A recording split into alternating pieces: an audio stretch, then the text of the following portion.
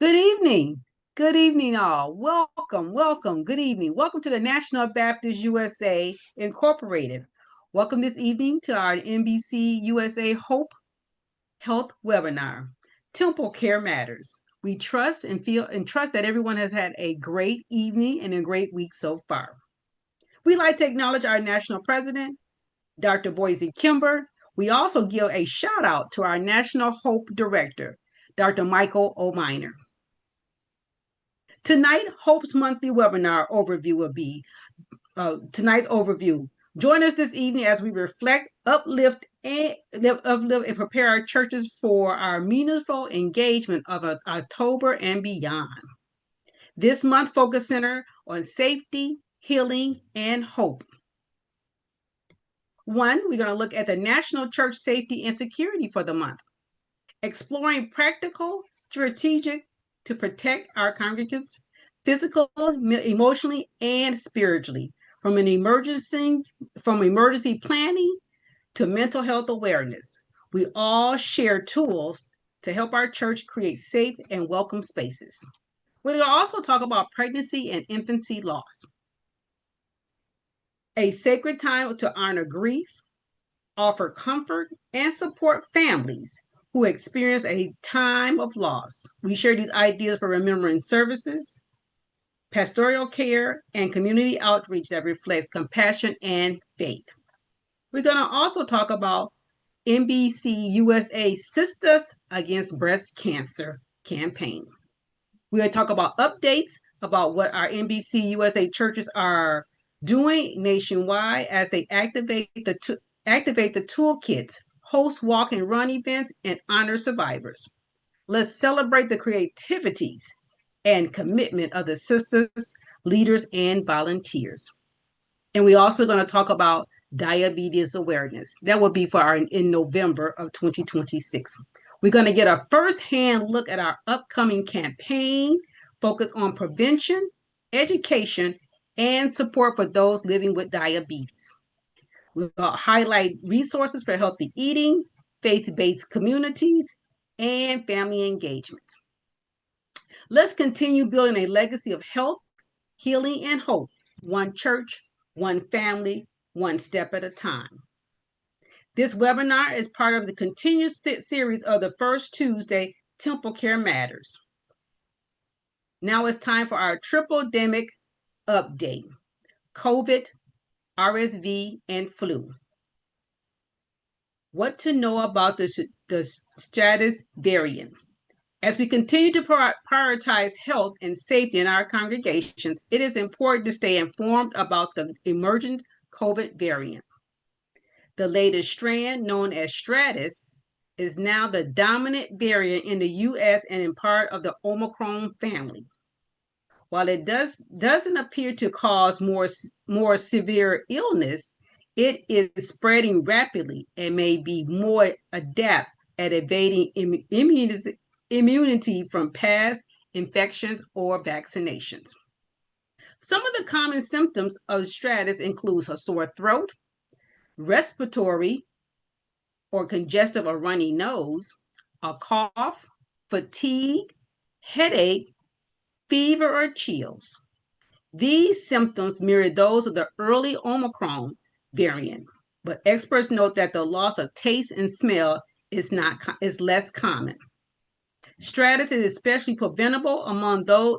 Stratus is especially prevalent among those who had not received the updated COVID vaccinations. Health officials continue to recommend staying up to date with your COVID vaccines and boosters, especially for seniors and all those with underlying conditions. Practice good hygiene and masking in crowds and indoor settings. Monitor symptoms and testing when needed. As faith communities gather this fall, let's remain vigilant and compassionate, especially toward the vulnerable members of our churches, families, and communities. Churches are encouraged to share accurate information, support vaccination efforts, and create a safe worship environment. Now, for this month's featured observation. October is Pregnancy and Infant Loss Awareness. We know the joys of families as they celebrate a pregnancy. Then we experience the pain associated with the loss of the pregnancy or the baby of 1 year or younger. This evening, we'll have a wide reach discussion about the vital issues. We are fortunate to have our guest panelist this evening, Dr. Karis Bauer. She is the distinguished physician specialized in neonatology prenatal medicine, currently an associate professor at the University of Tennessee Health Science Department, a pediatric division of neonatology in Memphis, Tennessee. She holds a dual board certification from American Board of Pediatrics in general pediatrician and neonatology, reflecting her expertise in critical care for newborns. Dr. Bauer earned her Bachelor of Science in Biology from the University of Alabama in 2010. Roll Tide. Followed by her Doctorate of Medicine from Meharry Medical College in 2014. When difficult times arise at work, she reflects on her medical school mission, worship of God through service to mankind, to remember what is important and to see the mission through. Her clinical training includes pediatric residency at the University of Tennessee Health Science Center, Memphis, and a neonatology, perinatology medicine fellowship at the University of Texas Health Science Center in Houston. She is licensed by the Tennessee Medical Examiner Board, serves in both academic and clinical roles as she cares for sick newborn infants and mentoring future pediatricians. As a physician leader, she's made it a purpose to educate and empower others toward community, equity, and generosity by exemplifying these same values at work and at home. Welcome, Dr. Bauer. Thank you. Thank you, Sister Carr, for that introduction. So happy to be here with you all.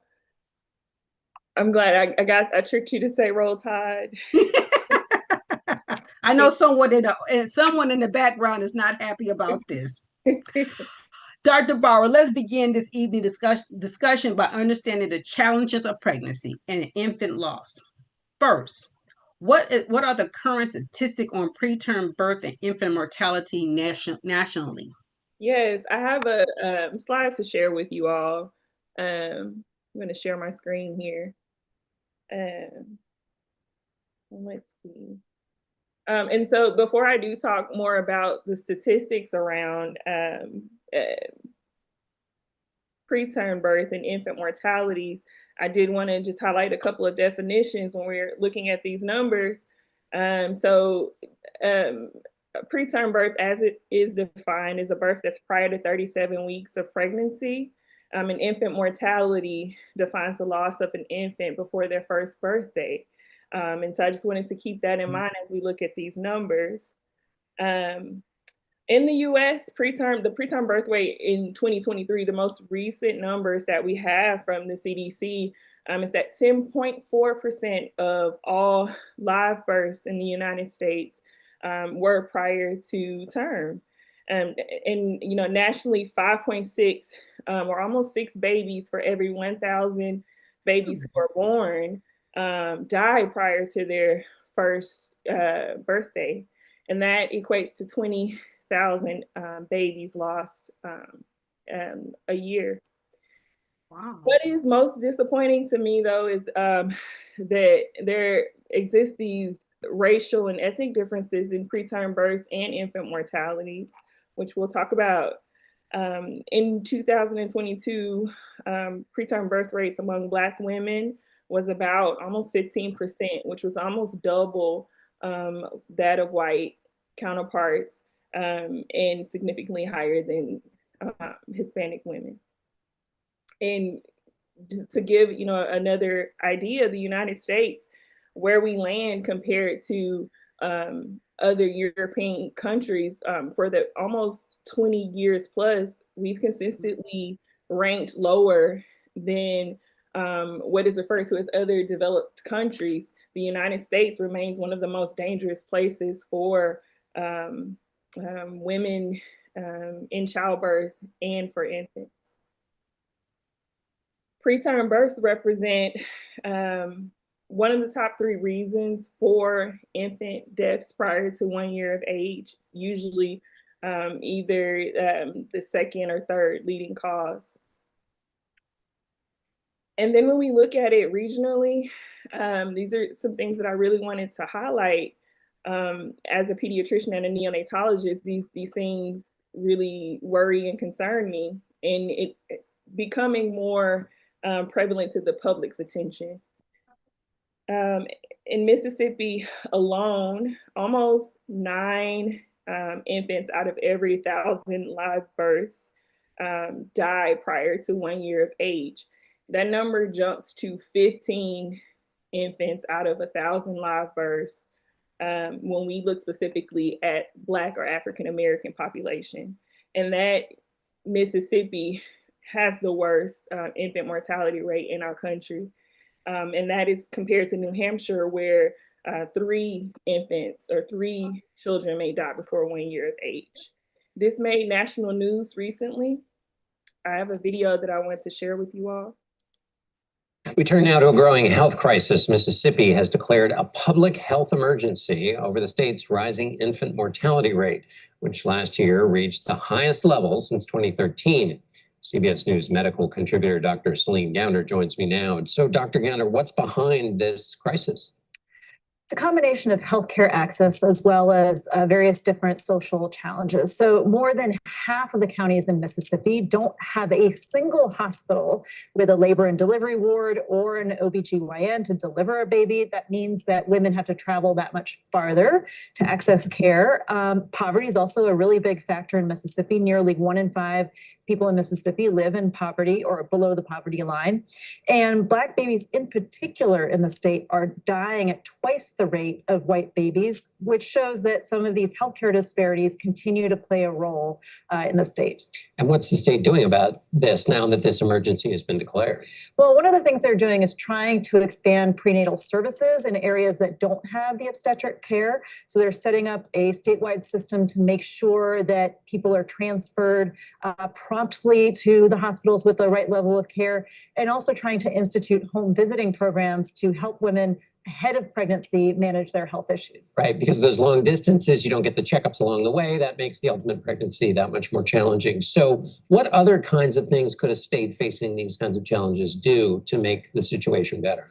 Well, the biggest predictor of maternal issues, whether it's her own health or the baby's health, is what was her health going into the pregnancy. And what is the best way to manage your health going into a pregnancy? It's to have access to health care ahead of time, right?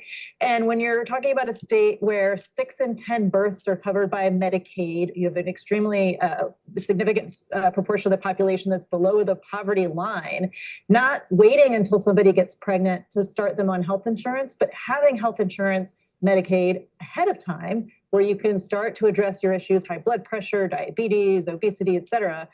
That's what would make the biggest difference. All right. Let's see.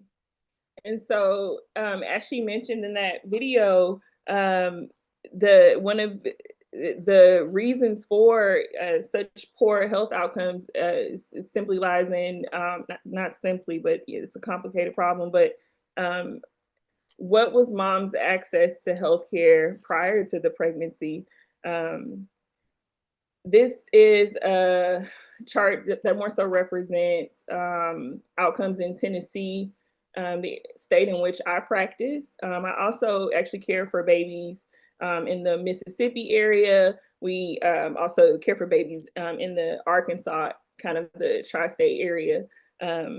And I know that we have people joining us from across the country. Going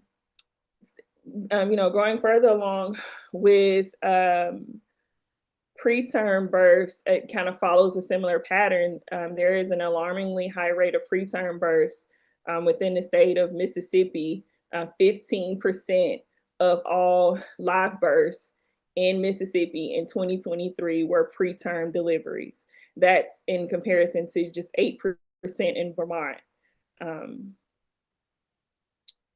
And just to answer your question about some of the statistics. Yes, Doctor. these statistics are just staggering. It just alarming. What are Yeah. some of the most common causes of premature birth or birth defects with these numbers being so high, especially in the state of Mississippi?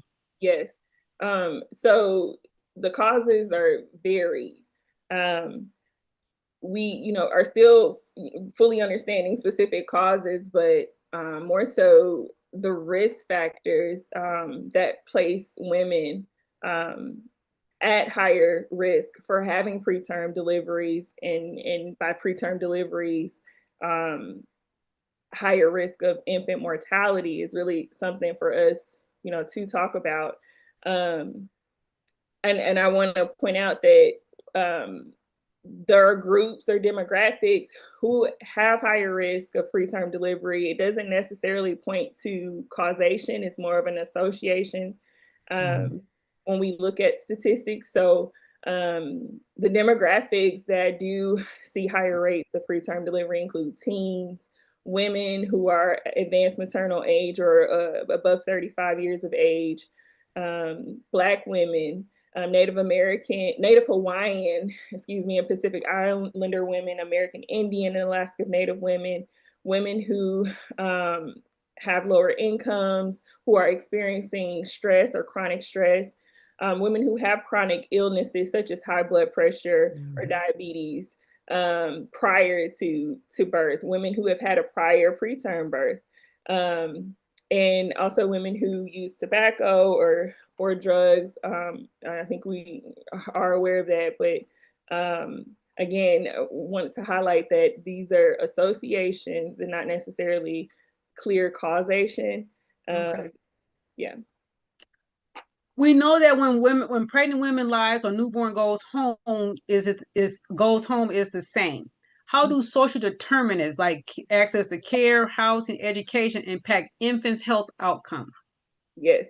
If a healthy baby, it starts with a healthy pregnancy, and a healthy pregnancy starts prior to the pregnancy. It starts with mom being healthy and having access to healthcare, access to food, access to shelter. And when those things are not in place, it clearly is associated with poor infant outcomes. Wow. Wow. Now let's discuss about faith meets medicine. Mhm. Dr. Barrow, how does your faith influence your work in neonatology and perinatology? Yes, it's everything. My faith is where I draw strength to do my job. Okay. There are times when it's very chaotic in the NICU, especially when we're working to stabilize a baby, and there are times where I have to lead resuscitations to stabilize the baby. And most times I'm quietly praying to myself for just clarity and calm in the middle of all of that. So that, you know, we can do what we need to do for the baby. And then even in hard times when we've done everything that we can, and we do lose a patient or lose a patient or a patient dies, those are the times that I have to really trust God, Mm-hmm. trust that there is a bigger plan, Mm-hmm. and being okay with not having all of the answers, but knowing that God does. It really permeates everything that I do. I wouldn't be able to do my job and to do it well without Christ. Amen. Amen. He has a bigger picture, and there's always something that he knows that's better for us or that family. Yeah. Speaking of the church, what role can churches and faith-based organizations play in supporting families with premature or medically frail infants? Yes. So this is such a wonderful opportunity for the church to act in love for these families, especially families that are closely affiliated with the church. Like, one thing I definitely wanted to say for these families is oftentimes we actually don't know the exact cause of why a preterm birth happens. And oftentimes families are dealing with feelings of guilt, confusion. They may even be experiencing a crisis of faith in those times. They're grieving. And it's really important for families in that situation to hear and understand things like it's not your fault. And it's not the place to even play the blame game. They may be playing the blame game with themselves about why their baby is born preterm or why they lost their infant. It's really just an opportunity to act in love. They're dealing with a baby who is experiencing a long hospitalization, a baby who, while in the hospital, may be experiencing multiple acute illnesses. And even after getting out of the hospital, that baby may grow. As they grow, they're experiencing breathing problems, feeding difficulties. Their baby could have cerebral palsy, which is going to affect them for the remainder of their life. They could have vision and hearing problems. And the emotional toll and the financial burden that these families deal with, it's life-changing. And the church has a wonderful opportunity to step in and offer prayer. Prayer is important, and for so many of our families, and in my experience, like their spirituality and their faith really carries them through this difficult experience. On a very practical level, especially if you're in close circle or close relationship with this family, can do things like help them with prepared meals, with home chores, errands, childcare of their other children if you're very close. There are things that church organizations can do, like for the hospitals where these babies are, like don't offer donations, monetary and item donations. But there's just a wonderful opportunity for the village to step in and really support families. So you're speaking about a church member or a community to come out and just sit in the NICU and hold the baby while mom is at home, or taking care of the kids, or even going to school herself, or just somebody to step in and be there for that infant at that present time while she's taking a few minutes for herself. Yes, and there are actually volunteer programs through the hospital where you can. There are babies who, for various reasons, their parents can't be in the hospital with them at all times, and we have volunteer programs for people to come in to hold the babies and let the babies know that they're not there alone. As those babies grow, they do know that there are people there. And can sense that there are people there. So, all right. After considering the church, let's talk about the community action and advocacy. What can we do at the community level to help reduce infant mortality? I know it's a lot of things that we can do, but can you give us a few pointers about what we should be doing?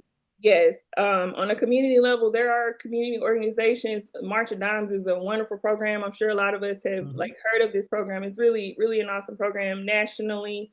And then they have local chapters of which you can join and donate your coin and your time. It's I'm personally not a member of our local chapter, but I definitely have links and connects if anyone's interested in March of Dimes.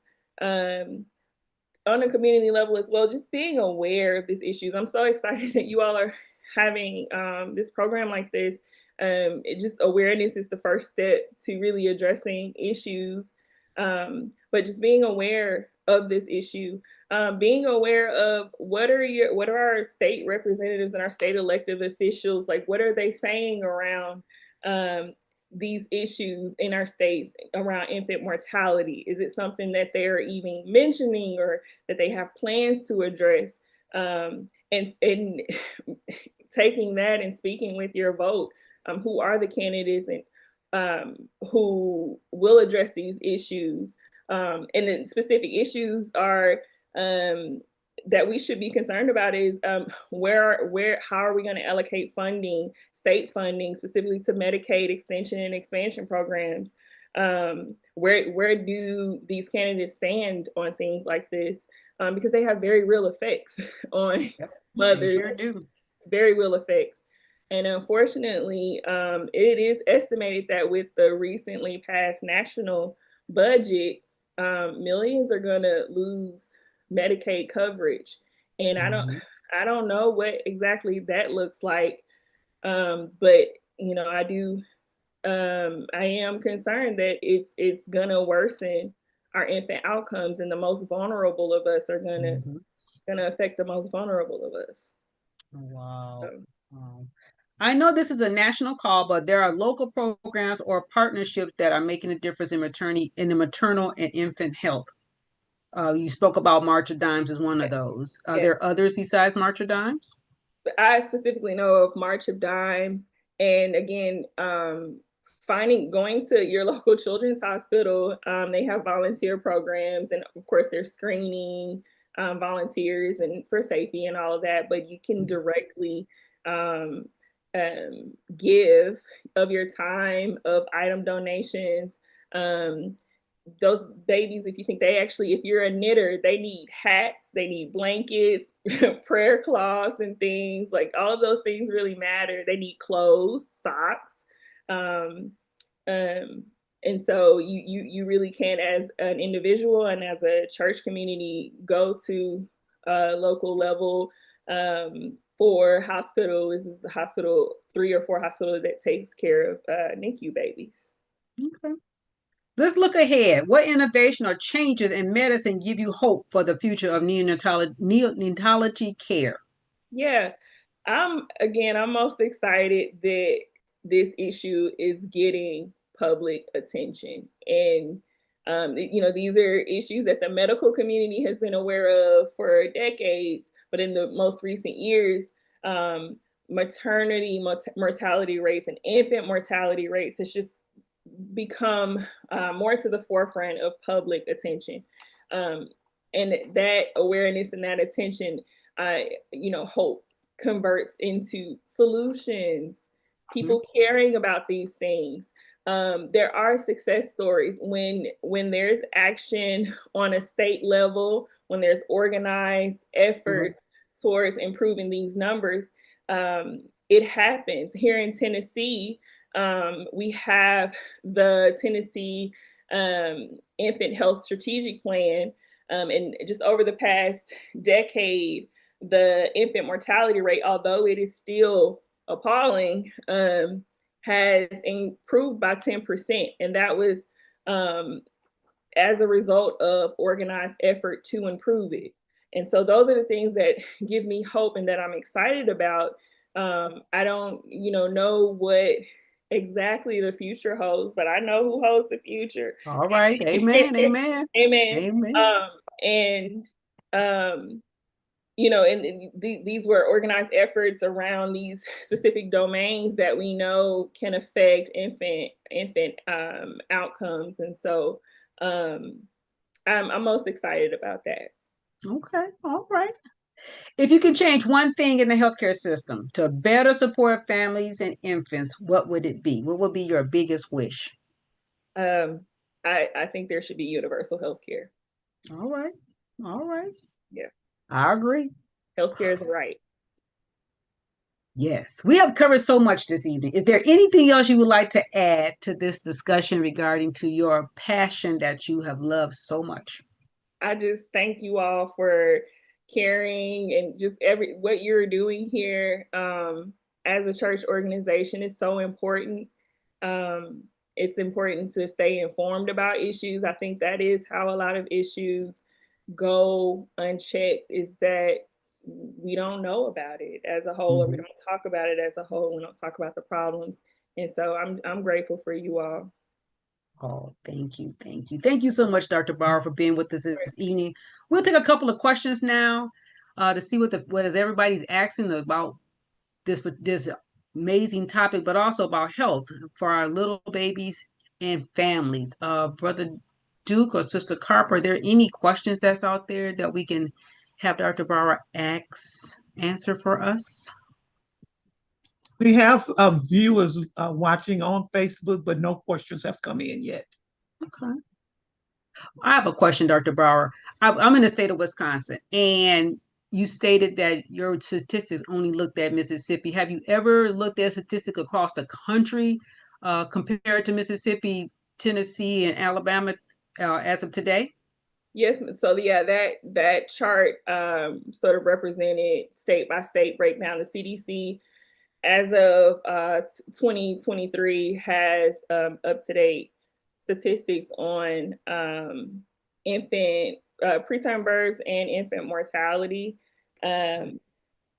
Actually, yes. Okay. And just nationally, again, about 1 in 10 births nationally are preterm births. All right. All right.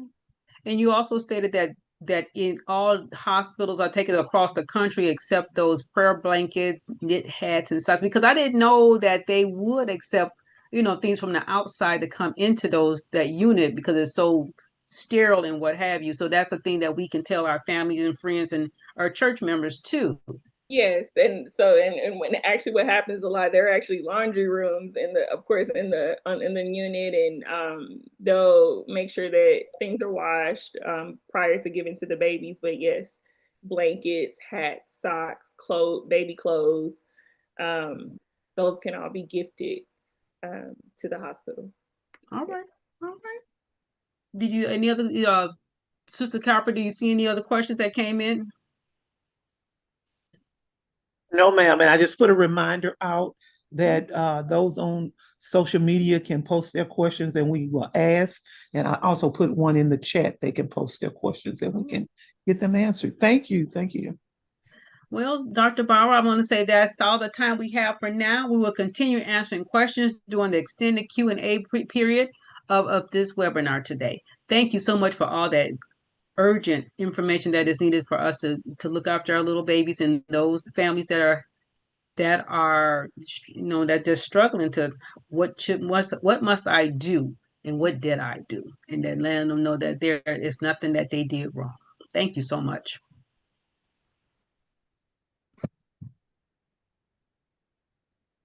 October is also National Church Safety and Security Month.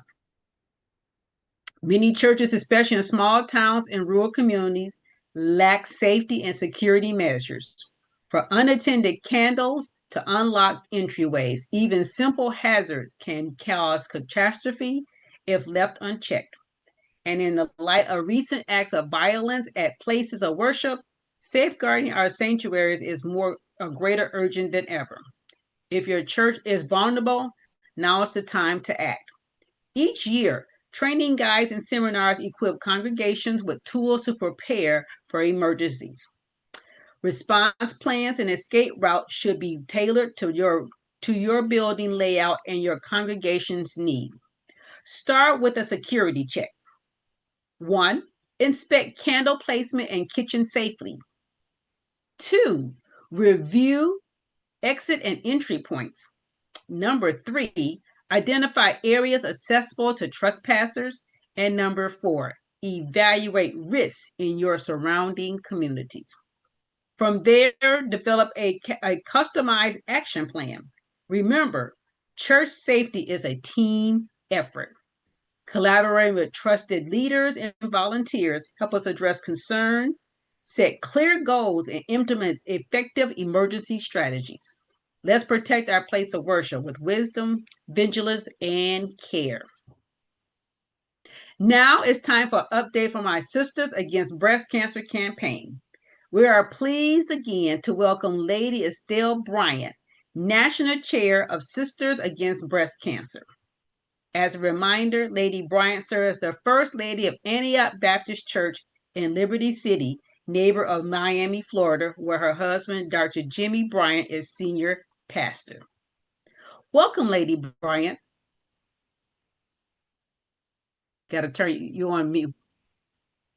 Okay. Thank you, Sister Talk. Good evening. Good evening. Lady Bryant, we now begin the H.O.P.E Breast Cancer Awareness Campaign. What has been the response so far? Sister Con, just before I answer your question, I just want to reiterate that Sisters stands for Sisters in Step to achieve success against breast cancer. All right. And the answer to your question, the response has been great so far. We have churches across NBC USA who have embraced the toolkit. We've had dozens of downloads, and this simply means that our NBC USA churches are embracing the theme Sundays that we have in the toolkit. The prayer circles, the walk, the run events, and survivors are sharing their stories, and congregations are learning they're leaning into education and early detection. Okay. What are some specials by this coming Sunday? What's so special about this Sunday is this Sunday, and this is still part of the toolkit. This Sunday is called Survivor Sunday, where breast cancer survivors would be recognized all over all of our states, and we will hear their stories. And as a breast cancer survivor myself, this is extra special for me to know that my fellow sister breast cancer survivors would be sharing powerful stories, their own powerful stories of challenge, but overcoming. All right. Amen. Amen. And how should our churches be using the toolkit creatively? Sister Carr, this toolkit has everything the churches need. And our sister church leader, now's the time for them to rally their volunteers if they have not already done so far. Follow the steps that's outlined in the H.O.P.E toolkit. And I'm already looking forward to seeing all of the photos from sisters, the walk, the run happening nationwide on Saturday, October the 25th. And each leader, all they have to do is they can go and register their state convention or their district association. They could actually just go Google NBC USA H.O.P.E. And once you click on that, you will go up to Sisters and click on it and follow those instructions in order to register. It is very simple. It's only 4 questions that's asked. It's about your association or your convention, the state that it's in. The information about yourself is your name, your email address, and a phone number. And it also asks a question about your attended participant, the minimum participants expected. And then you hit submit. And then after your walk, you must register by Tuesday, October the 14th. Okay. But after your walk, you can submit your sign-in sheet. You can send pictures. And that must be done by October 29th in order to be eligible. The highest number of participants for any walk will receive a $500 gift card. All right now. All right now. That sounds amazing. That is amazing. All right. Was there any final encouragement for those watching? What would you encourage them to do, say? How can they participate even more? Again, I encourage everyone tonight, as soon as this webinar is over, to go to NBC USA H.O.P.E and go to Sisters, download the toolkit. Once you register for the walk, you can download the toolkit, and it's very simple. And even if you did not start with us, we started September the 28th, the last Sunday in September was our kickoff. This first Sunday gone, we turned the church pink. This Sunday gone, our men did, the men who led devotion, they all had on pink ties. Our choir had on white with pink corsages. The entire the church was decorated in pink. So even if you haven't done that so far, it is still not too late to join us. And whether you will host an event or just wear pink, uh, your voice matter. Keep sharing, keep screening, keep standing in strength and spirit. And that's our national theme. Keep standing, still standing in strength and spirit. Stepping strong against breast cancer. And this campaign actually shows that health ministry is not a departure from faith. It's an extension of faith. Healing, justice, and wellness are gospel work. All right then. Well, thank you, Sister Brian. Sister Brian will be available to answer additional questions during our Q&A period. Before we close, we want to share one national health wellness spotlight: diabetes awareness. Next month, NBC USA Hope will shine a light on diabetes, a condition impacting millions of families, especially in the Black and rural communities.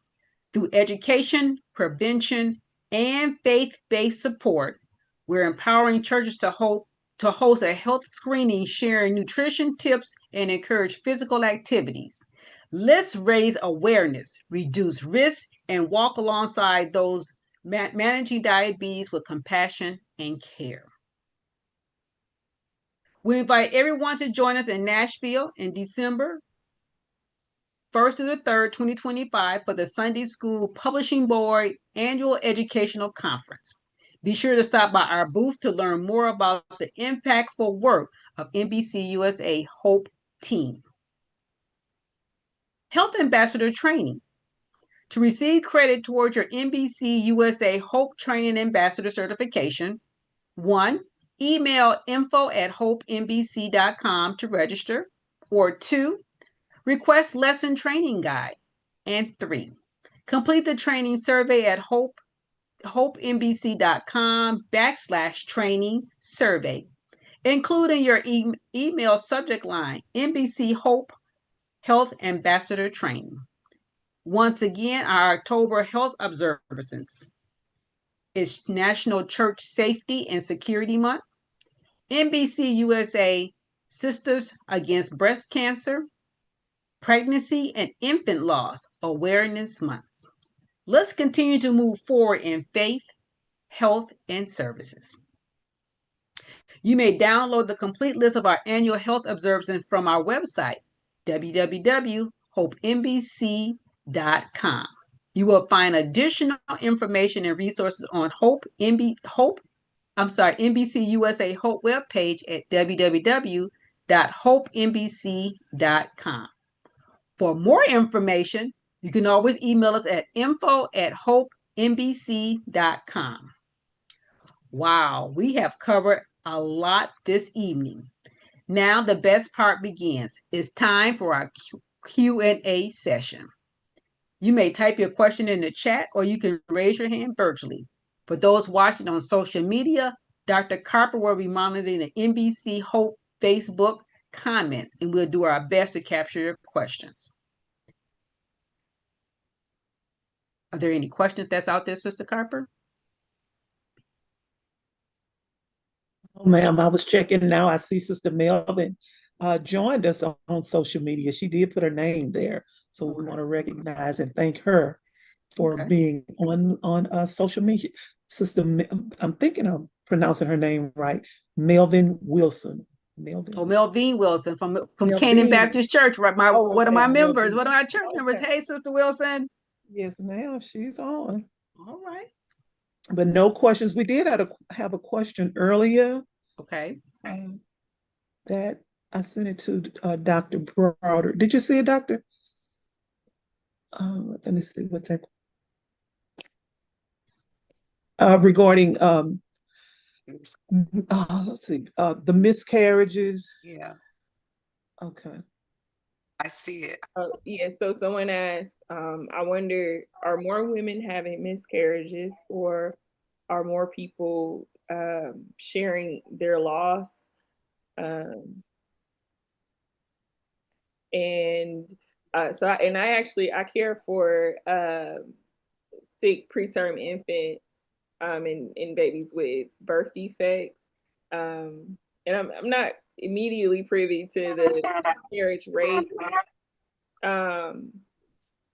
But you know, that is an interesting point that you bring up, is how are miscarriages reported, and perhaps that the way that number was collected before versus now. Is it that miscarriages are more common because they're being reported more commonly? I think an OB-GYN would be better suited to answer that question. But it is an interesting point. Okay. I have a question for Dr. Brower and Sister Estelle. Dr. Brower, are there any books, any resources we can offer to our moms, and especially dads, with the loss of a baby before birth and even after birth? Is there anything we can hand a person to read, to feel comfort during this time? Yeah, that's a good question. I would encourage March of Dimes, not just the March of Dimes itself, but the March of Dimes to be a launching point to connect you to community, to other families who have experienced preterm births or whose babies are hospitalized, other parent groups, Facebook. There may be parent groups on Facebook of other families who are experiencing babies in the NICU or who have specific birth defects or specific conditions. That has been very helpful for a lot of my patient families, to just know that they're not alone in their experience. Community is very important, and one way to build community is through patient diagnosis groups. Okay, all right. And Sister Estelle, with the number of There is another question in the chat. Go ahead. I think that's for me. Are you seeing an increase in midwives and or advanced practice providers? And do you think they would help? Yes. So I work with midwives and with advanced practice providers, or like nurse practitioners or neonatal nurse practitioners. I know that there is data that shows that having programs like midwives and doula programs can help with maternal and infant outcomes. And yes, I work with neonatal nurse practitioners every day in my job. They're very important to the NICU and caring for these babies and families. So, thank you. Sister Estelle. Yes. We know it's a stigma behind breast cancer. We know it's a stigma behind a woman losing her breast. How can a church rally behind that person, that woman? We know men also has breast cancer, but behind a woman, how can we rally behind? What can we do? Even when it's not the October, what do we do the other parts of the rest of the year? Support the individual. We at our church, and we're not I wouldn't say that we're a mega church. We have 8 breast cancer survivors in our congregation, and we celebrate them at different times, not just during the month of October. And because we know who we are, we support each other, even when it's not in the month of October, and have an environment where you can open up and share text messages if you need to talk. And we have been celebrating breast cancer awareness at our church for years. It's ironic, I guess. It's divine intervention. I just got diagnosed in 2020, so I'm a 5-year survivor and had been the coordinator of breast cancer awareness at my church for years before that, talking to the ladies. And one of the things that we do, we monitor, not in, I would say, in a safe way. We monitor. One of the questions that we ask, how many women have had their mammogram? Okay. Raise your hand. How many women is scheduled to have a mammogram? Raise your hand. If you did not raise your hand in either group, please see me. Okay. And that's how I would say I found out. This is proud to even having breast cancer myself, being diagnosed with it. Someone saying that I've never had one because I'm afraid to. I've never had a mammogram because it's too expensive. I don't have insurance. So when we get that information, we are already looking for ways to get that person a free mammogram. We've actually had the mammogram bus at our church to serve the community for free mammograms. We just have been promoting it. And I think when you have that conversation, especially with Black women, it's almost like a hysterectomy. Your white counterpart will talk to you about it freely, but you may have someone else, Black, a friend of yours, you may not never know that they had it. So the same thing with mastectomies and other things. We've had oncologists, doctors at our church to speak and then show them breasts, let them feel what it actually feel like. We try to promote the monthly self-breast exam itself. And but I just think that having the conversation in an open, safe environment where they feel safe talking about it. And sometimes when you feel that the sister that's been sitting on that pew with you for the last 5-6 years had breast cancer, and now that you have it, you have someone that you can talk to. So at our church, you know, it's very open. Most members, if they have they feel something, they go to the doctor. They're going to come to that group of 8 of us, 1 of us, and they're going to have a conversation with us about it and say what they're going through. So I think that as a congregation, we need to not have it look like it's a stigma or anything. To open up, talk about it. And that's one of the things that we do at our walk. At the end of our walk, every year, all breast cancer survivors get a chance to, if they want to, tell their story, brief, and they help save someone else so they know. And I also just want to say to the newcomers with the toolkit, when you do your walk, and I still don't think it's too late, reach out to your local police department. If you're going to walk in your community, get them involved. You'll do all the work, and you're going to see how ours have been on with us for the last, since the pandemic. They have been walking with us because you do all the work. They show up, and then you send them pictures, and just get in touch with the major of that police department, and he will send police officers to walk with you. All right. Great. I like that nugget. We have one more question for Dr. Brower before we go into our next section. Dr. Brower, there's a question that came up for you that you want to answer at this present time. Yes, I saw the question. What are the most common causes of pregnancy and infant loss, and what steps can families and healthcare providers take to help prevent them? And I wanted to emphasize that we don't always know a direct cause for why a pregnancy is lost, or even why a baby is born preterm. But we understand risk factors that may increase the chances of preterm birth or pregnancy loss.